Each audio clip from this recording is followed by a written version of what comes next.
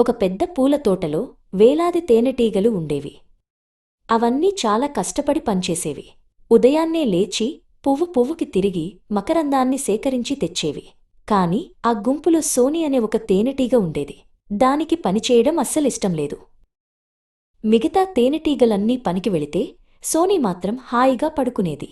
ఆలస్యంగా లేచి తోటలో అటూ ఇటూ తిరుగుతూ పువ్వులపై వాలి గాలిలో నాట్యం చేస్తూ కాలక్షేపం చేసేది. వాళ్ళ అమ్మ మాధురి సోనీకి చాలాసార్లు చెప్పి చూసింది. సోనీ, చలికాలం వస్తోంది. ఇప్పుడు కష్టపడి తేనెను సేకరించుకుంటేనే అప్పుడు ఆకలితో ఉండకుండా ఉంటాము అని చెప్పేది. కాని సోనీ వాళ్ళమ్మ మాటలు పట్టించుకునేది కాదు. అయ్యో, చలికాలం రావడానికి ఇంకా చాలా సమయం ఉంది. నేను ఆడుకుంటాను, మీరు వెళ్ళి పని చేసుకోండి అని నవ్వుతూ సమాధానం ఇచ్చేది. రోజులు గడిచాయి. చలిగాలులు వీచడం మొదలైంది. తోటలోని పువ్వులన్నీ వాడిపోయి రాలిపోయాయి.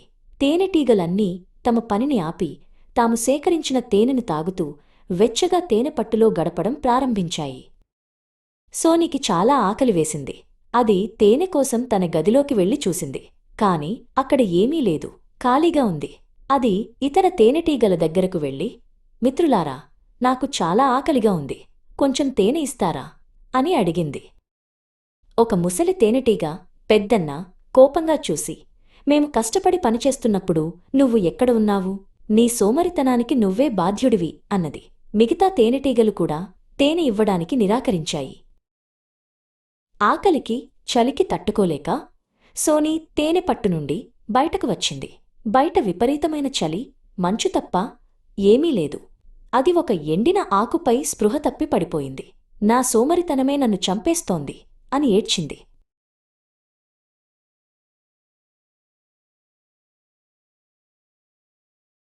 అప్పుడే రాణి తేనెటీగ సోనీని వెతుక్కుంటూ అక్కడికి వచ్చింది. సోనీ దీనస్థితిని చూసి దాని మనసు కరిగింది.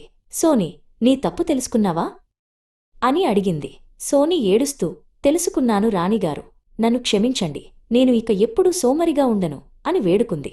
రాణి దానిని క్షమించి తేనెపట్టులోకి తీసుకువచ్చి కొంచెం తేనె ఇచ్చింది.